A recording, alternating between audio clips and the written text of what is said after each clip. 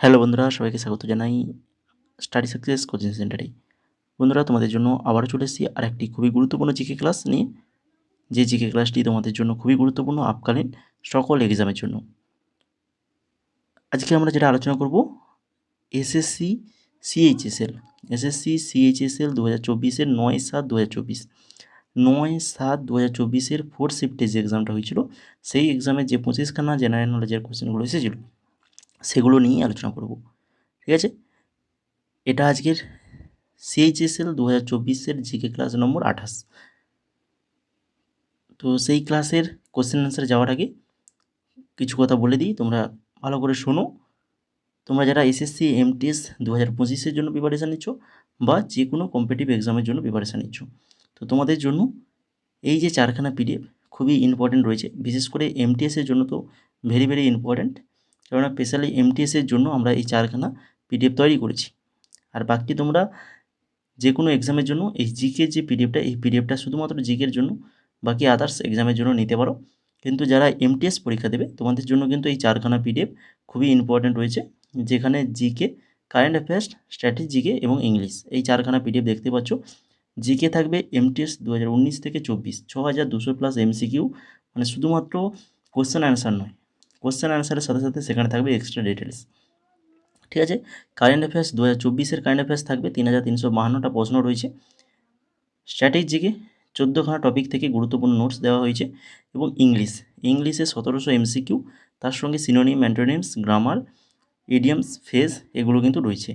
এই 4খানার পিডিএফ যার মূল্য রাখা হয়েছে 499 নয়, মাত্র 199 টাকায় পেয়ে যাবে। অফারটা চলবে এমটিএস 2025-এর ফর্ম বেরোনোর আগে পর্যন্ত।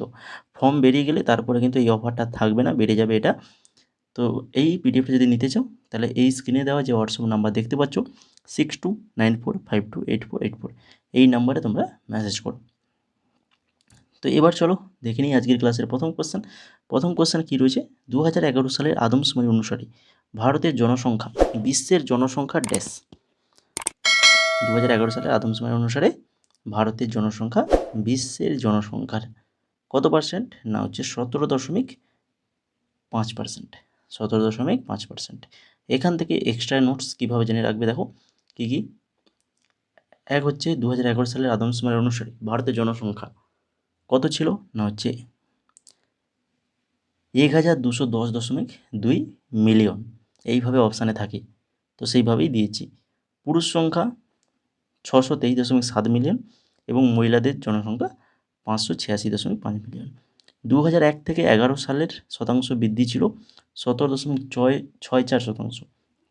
এটাও মনে রাখো, 2001 থেকে 11 সালে শতাংশ বৃদ্ধি কত শতাংশ? না 17.64% বৃদ্ধি পেয়েছে, যেখানে পুরুষ জনসংখ্যা বৃদ্ধি 17.19% এবং মহিলা জনসংখ্যা বৃদ্ধি 18.12%।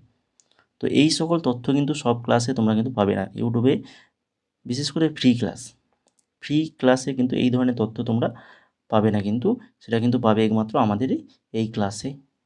তো আমরা যে ক্লাসগুলো করিয়েছি আগে এসএসসির ক্লাসগুলো, তো সেই ক্লাসগুলো তোমরা কিন্তু অবশ্যই দেখে নেবে। এই ধরনের এক্সট্রা ডিটেলস দিয়েই কিন্তু ক্লাসগুলো করানো হয়েছে, প্রত্যেকটা ক্লাস আমরা এইভাবেই করে থাকি। তারপরে দেখো 2 নম্বর কোয়েশ্চেন, রৌফ হলো ড্যাশের ঐতিহ্যবাহী নৃত্য যা ঈদের উৎসবে এবং রমজানের দিনগুলিতে অনুশীলন করা হয়। রৌফ নৃত্য, এটা কোথাকার নৃত্য? সবাই পারবে কেন, অলরেডি আমরা অনেকবার এটা আলোচনা করেছি। তো এটা হচ্ছে জম্মু কাশ্মীরের বিখ্যাত নৃত্য রৌফ নৃত্য, যেটা কখন হয় না হচ্ছে ঈদের উৎসব এবং রমজানের দিনগুলিতে। তারপরে দেখো 3 নম্বর কোশ্চেন, ব্যাকটেরিয়ার কোষ প্রাচীর কী দিয়ে গঠিত? ব্যাকটেরিয়ার কোষ প্রাচীর কী দিয়ে গঠিত? না হচ্ছে পেপটিডোগ্লাইকান দিয়ে গঠিত। এখান থেকে জানতে হবে পেপটিডোগ্লাইকান হলো একটি পলিমার যা ব্যাকটেরিয়ার কোষ প্রাচীরকে কাঠামোগত সহায়তা প্রদান করে, যা এর আকৃতি এবং অখণ্ডতা বজায় রাখতে সাহায্য করে। এর সঙ্গে অপশানে যেগুলো রয়েছে সেগুলো সম্পর্কে একটু জেনে নাও। দেখো গ্লাইকোজেন কী মনে রাখবে? না গ্লাইকোজেন হলো প্রাণী এবং ছত্রাকের গ্লুকোজের সঞ্চয়ের রূপ। আর কি রয়েছে? সেলুলোজ হচ্ছে উদ্ভিদ কোষ প্রাচীরের একটি প্রধান উপাদান। যা কাঠামোগত সহায়তা প্রদান করে, উদ্ভিদ কোষ। আর লাস্ট যেটা আছে পেপটিন। পেপটিনটা হচ্ছে কি না, পেপটিন হলো প্রোটিন ডাইজেস্ট, যা ব্যাকটেরিয়া বৃদ্ধির জন্য সংস্কৃতির মাধ্যমে ব্যবহৃত হয়। তো এইগুলো সম্পর্কে তোমাদেরকে জেনে রাখতে হবে, ইম্পর্টেন্স নোটস কিন্তু এগুলো। তারপরে দেখো 4 নম্বর, কিভাবে সিপিইউ প্রতিটি মেমোরি সেলের মধ্যে পার্থক্য করে। প্রতিটি মেমোরি সেল, মেমোরির মধ্যে যে পার্থক্যগুলো সিপিইউ কীভাবে করে থাকে, এর অ্যাড্রেস দ্বারা কিন্তু সে পার্থক্যগুলো করে থাকে। তারপরে নিম্নলিখিত কোন তারিখটি জাতীয় উৎসব হিসেবে পালিত হয়। জাতীয় উৎসব, ঠিক আছে, জাতীয় উৎসব। তো প্রথমেই দেখতে পাচ্ছ 2রা অক্টোবর। 2রা অক্টোবর আমরা জাতীয় উৎসব হিসেবে পালন করে থাকি। কেন এই 2রা অক্টোবর হচ্ছে গান্ধী জয়ন্তী, গান্ধীজির জন্মদিন, তাই তো, জাতির জনক মহাত্মা গান্ধীর জন্মদিন হিসেবে আমরা 2রা অক্টোবর পালন করে থাকি। তারপরে দেখো 6, কেন্দ্রীয় মন্ত্রিসভা 2022 সালের আগস্টে ইমার্জেন্সি ক্রেডিট লাইন গ্যারান্টি স্কিমে সীমা ড্যাশ দ্বারা বাড়ানোর অনুমোদন দিয়েছে। অতিরিক্ত অর্থ বিশেষভাবে আতিথেয়তা এবং সংশ্লিষ্ট খাতের উদ্যোগের জন্য নির্দিষ্ট করা হয়েছে। বলো কত বাড়ানো হয়েছে, কত টাকা? Option number 4 30। অপশান নাম্বার 4 30 তো নয়, আরও বেশি হবে, 50,000 কোটি টাকা। 50,000 কোটি টাকা বাড়ানো হয়েছে। এরপরে চলে যাও 7 নম্বরে, নিচের কোন আইন পাস হওয়ার পর ওয়ারেন হেস্টিংস বাংলার গভর্নর থেকে বাংলার গভর্নর জেনারেল হন? ওয়ারেন হেস্টিংস বাংলার গভর্নর থেকে বাংলার গভর্নর জেনারেল হন কোন আইন পাস হওয়ার পর? না হচ্ছে রেগুলেটিং অ্যাক্ট 1773। 1773-এর যে রেগুলেটিং অ্যাক্ট, সেই আইন পাস হওয়ার পরে। তারপরে 8 নম্বর, নিম্নলিখিত মুঘল সম্রাটদের মধ্যে কে শাস্ত্রীয় হিন্দু পৌরাণিক গ্রন্থ রামায়ণ এবং মহাভারত ফার্সি ভাষায় অনুবাদ করেছিলেন? বলো মুঘল সম্রাটদের মধ্যে কে আমাদের রামায়ণ এবং মহাভারতকে ফার্সি ভাষায় অনুবাদ করেছিলেন? তিনি হচ্ছেন আকবর, সম্রাট আকবর। অপশান নাম্বার 3 সঠিক অ্যান্সার। এখান থেকে এই যে তথ্যটা, এটা কিন্তু সব জায়গায় তোমরা পাবে না। আকবরের আদেশে ফয়জি এবং আব্দুল কাদির বাদাউনি দ্বারা কিন্তু মহাভারত ফার্সিতে অনুবাদ করা হয়েছিল এবং এর নামকরণ করা হয়েছিল রাজমনামা। ভালো করে মনে রাখো, ফয়জি এবং আব্দুল কাদির বাদাউনি দ্বারা কিন্তু হয়েছিল।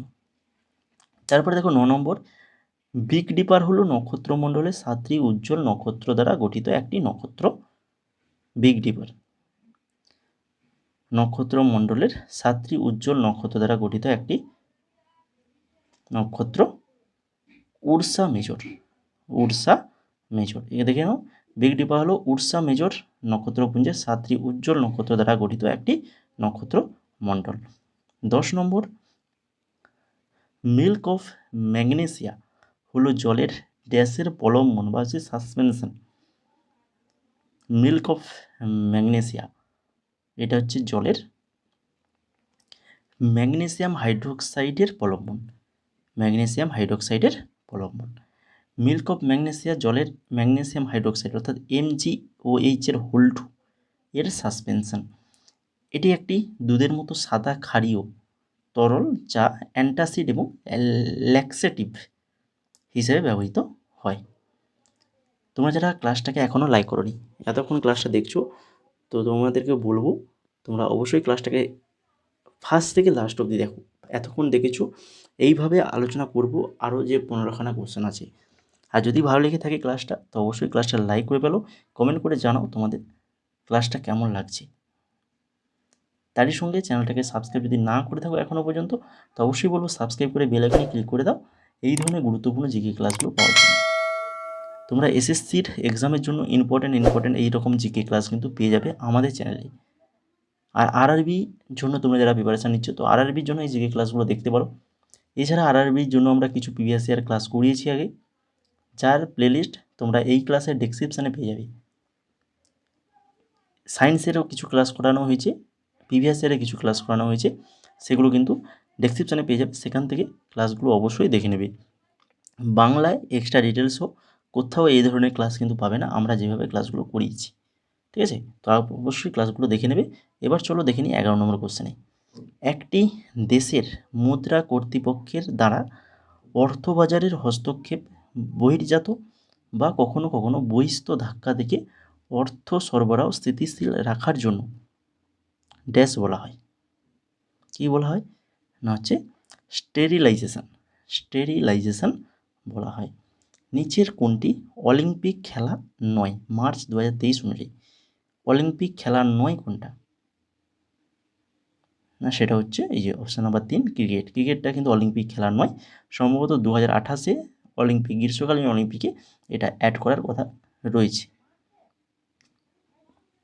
এবার দেখো 13 নম্বর, বাইগা নিম্নলিখিত কোন রাজ্যের বাইগা উপজাতির একটি লোকসঙ্গীত? বাইগা কোন রাজ্যের বাইগা উপজাতির একটি লোকসঙ্গীত? এটা হচ্ছে মধ্যপ্রদেশের। 1955 সালে ড্যাশ গ্রামীণ উন্নয়নের জন্য ক্ষুদ্র শিল্প ব্যবহারের সম্ভাবনা উল্লেখ করেছিলেন? বলো কোন কমিটি? 4টা কমিটি এখানে রয়েছে, তো এদের মধ্যে যে কার্ভে কমিটি 1955 সালে গ্রামীণ উন্নয়নের জন্য ক্ষুদ্র শিল্প ব্যবহারের সম্ভাবনা উল্লেখ করেছেন। 15 নম্বর দেখো, একটি টেস্ট ম্যাচে ফিল্ডিং দলের অধিনায়ক ড্যাশ পরে, মানে কত ওভারের পরে নতুন বল চাইতে পারেন? তো একটা সিজনে কত, ফার্স্ট সেশন 90 ওভার করে হয়, তাই তো? তো কত ওভারের পরে নতুন বল চাইতে পারে? হচ্ছে 80 ওভার। 80 ওভারের পরে নতুন বল তিনি কিন্তু চাইতে পারেন। 16 নম্বর দেখো, ঝাড়খণ্ড ও ছত্তিশগড় রাজ্যগুলি ড্যাশ সম্পদের জন্য সমৃদ্ধ? ঝাড়খণ্ড ও ছত্তিশগড় এই রাজ্যগুলো কয়লার জন্য কিন্তু সমৃদ্ধ। পিপিটি এ আপনার হাত ইতিমধ্যে কিবোর্ডে থাকলে স্লাইডগুলির মধ্যে সরানোর জন্য কোন পদ্ধতি ব্যবহার করা যেতে পারে? কম্পিউটার থেকে কোশ্চেন রয়েছে এটা সঠিক অ্যান্সার হবে কিবোর্ডের দিক নির্দেশক কী ব্যবহার করে। কিবোর্ডের দিক নির্দেশক যে কী রয়েছে, তো সেটা দিয়েই আমরা কিবোর্ডের ওই যে স্লাইডগুলো সেগুলোকে সরাতে পারি। তারপরে দেখো 18 নম্বর, ভারতীয় সংবিধানের নিচের কোন ধারাটি মৌলিক অধিকারের সাথে সম্পর্কিত? তো আবারও মৌলিক অধিকার, লাগাতার আমরা কয়েকটা ক্লাসে মৌলিক অধিকার নিয়ে আলোচনা করেছি, তাই কি না? আগের দিনই বলেছিলাম মৌলিক অধিকারের কথা, তো প্রথমেই বলে দিয়েছিলাম একদম 12 থেকে 35 এইখানে মৌলিক অধিকারের কথা এখন বর্তমানে রয়েছে 12 থেকে 35। তো আগে মৌলিক অধিকার কয়টি ছিল বলে দেখি, আগের দিন ভালো করে বলে দিয়েছিলাম, অনেকের ডাউট ছিল, সেই ডাউটটা আশা করি ক্লিয়ার হয়ে গেছে সবার। তো 7টা মৌলিক অধিকার প্রদান করা হয়েছিল সর্বপ্রথম। তো এখন বর্তমানে কটা রয়েছে না, এখন বর্তমানে 6টা রয়েছে। তো এইটাকে ক্লিয়ার করে রাখতে হবে তোমাদেরকে। আর 12 থেকে 35 নম্বর অনুচ্ছেদের মধ্যে রয়েছে। আর যে মৌলিক অধিকারটা একটা বাদ গেছে সেটা হচ্ছে কোনটা না, সেটা হচ্ছে সম্পত্তির অধিকার। সেটা মৌলিক অধিকার থেকে বাদ দেওয়া হয়েছে কবে না 1978 খ্রিস্টাব্দে 44তম সংশোধনীর মাধ্যমে, ঠিক আছে? ভেরি ভেরি ইম্পর্টেন্ট, এগুলো ভালো করে মনে রাখো। 19 নম্বর দেখো, আজীবিকা জাতীয় গ্রামীণ জীবিকা মিশন অর্থাৎ NRLM ভারত সরকারের গ্রামীণ উন্নয়ন মন্ত্রক MORD ড্যাশ সালে চালু করেছিল? কত সালে চালু করেছিল? 2011 সালে চালু করেছিল। কোন দল 2023 সালের মে মাসে অনুষ্ঠিত জলন্ধর, পাঞ্জাবের একটি শহর জলন্ধর, লোকসভা নির্বাচনে জয়লাভ করেছিলেন? লোকসভা নির্বাচনে পাঞ্জাবে জলন্ধরে জয়লাভ করেছিল কোন দল? হচ্ছে আম আদমি পার্টি জয়লাভ করেছিল। এই আম আদমি পার্টি এটা কবে গঠিত হয়েছিল? এগুলো কোশ্চেন কিন্তু এসএসসিতে আসে। 2012 সালে গঠিত হয়েছিল। কার নেতৃত্বে ছিলেন হচ্ছে অরবিন্দ কেজরিওয়াল। ভ্রষ্টাচার বিরোধী আন্দোলনের পরে পরিষ্কার শাসন এবং স্বচ্ছতার জন্য লড়াই করেছিলেন। আম আদমি পার্টি 2023 সালে 10ই এপ্রিল জাতীয় দলের মর্যাদা পেয়েছিল 2023 সালে। আর আম আদমি পার্টির দ্বারা সর্বশেষ সরকার গঠন হচ্ছে 2022 সালের বিধানসভা নির্বাচনের পরে পাঞ্জাবে হয়েছিল। পাঞ্জাবে সরকার গঠন করেছিল। আর বর্তমানে এই যে 2024-এ হলো কোথায় দিল্লিতে কিন্তু সেখানে সরকার গঠন করতে পারেনি, বিজেপি করেছে সেখানে। এবার দেখো 21 নম্বর কোশ্চেন, সংবিধানের পার্ট 4A পার্ট 4A-তে মৌলিক দায়িত্বগুলি প্রবর্তিত হয়েছিল। পার্ট 4A-তে মৌলিক দায়িত্বগুলি প্রবর্তিত হয়েছিল কোন সংশোধনী আইনের মাধ্যমে? সঠিক অ্যান্সার 42তম সংশোধনী আইন 1976। 42তম সংশোধনী আইন 1976-এর মাধ্যমে। 1976 সালে জরুরি অবস্থার সময় প্রণীত 42 সংশোধনী আইন ভারতীয় সংবিধানের 4A অংশে মৌলিক কর্তব্যগুলি যুক্ত করে। আর ধারা 51A একাদশ মৌলিক কর্তব্যের রূপরেখা প্রদান করে, যা নাগরিকদের পালন করার প্রত্যাশা করা হয়। ঠিক আছে, মোট 11খানা মৌলিক যে কর্তব্য সেগুলো নিয়েও আলোচনা করেছি আগে, আবারও পরে করে দেবো একবার ডিটেলসে। এখন 22 নম্বর কোশ্চেন দেখো, জাতিসংঘের সামাজিক উন্নয়ন কমিশনের 62তম অধিবেশনের সভাপতি নির্বাচিত ব্যক্তির নাম কি ছিল? জাতিসংঘের সামাজিক উন্নয়ন কমিশনের 62তম যে অধিবেশন, সেখানে সভাপতি নির্বাচিত ব্যক্তি তিনি হচ্ছেন কে না, তিনি হচ্ছেন রুচিরা কাম্বোজ। 23 নম্বর দেখো, CMS-01 কী ধরনের স্যাটেলাইট, যা 2020 সালের ডিসেম্বরে ইসরো দ্বারা উৎক্ষেপণ করা হয়েছিল? CMS-01 এটা হচ্ছে যোগাযোগ স্যাটেলাইট। তারপরে দেখো শততন্ত্রী বীণা, যার অর্থ 100 তারের বীণা, কোন বাদ্যযন্ত্রের প্রাচীন সংস্কৃত নাম? না হচ্ছে সন্তুরের প্রাচীন সংস্কৃত নাম। 25 নম্বর কোশ্চেন দেখো, ইন্টারন্যাশনাল ফুটবল অ্যাসোসিয়েশন বোর্ড অর্থাৎ IFAB দ্বারা নির্ধারিত নিয়ম অনুসারে ফুটবলের গোল লাইনের সর্বোচ্চ দৈর্ঘ্য কত হতে পারে? ফুটবলের গোল লাইনের সর্বোচ্চ দৈর্ঘ্য কত হতে পারে? না হচ্ছে 90 মিটার হতে পারে। আন্তর্জাতিক ফুটবল অ্যাসোসিয়েশন বোর্ড বলে যে ফুটবলের একটা গোল লাইনের সর্বাধিক দৈর্ঘ্য 90 মিটার অর্থাৎ 100 গজ, ন্যূনতম দৈর্ঘ্য 45, সর্বাধিক 190 মিটার, আর হচ্ছে ন্যূনতম মানে সবচেয়ে কম 45 মিটার, এর থেকে কম হওয়া যাবে না অর্থাৎ 50 গজ। IFAB আরও বলেছে টাচ লাইন গোল লাইনের থেকে দীর্ঘ হতে হবে, গোল লাইনের থেকে দীর্ঘ হতে হবে। একটা টাচ লাইনের ন্যূনতম দৈর্ঘ্য 90 মিটার এবং সর্বাধিক 1200 মিটার।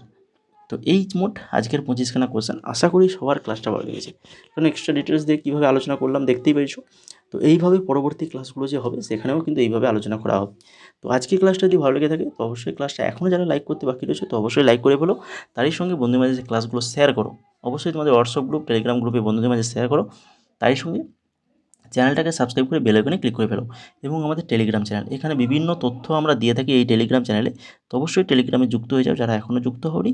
আর এই MTS-এর যে 4খানা PDF, এই 4খানা PDF যদি নিতে চাও মূল্য রয়েছে 199 টাকা। তার জন্য তোমাদেরকে এই হোয়াটসঅ্যাপ নাম্বারে মেসেজ করতে হবে, হোয়াটসঅ্যাপ নাম্বারে হাই লিখে মেসেজ করলেই হবে। ঠিক আছে, পরবর্তী স্টেপ তোমাদেরকে জানিয়ে দেওয়া হবে কীভাবে PDFগুলো পাবে।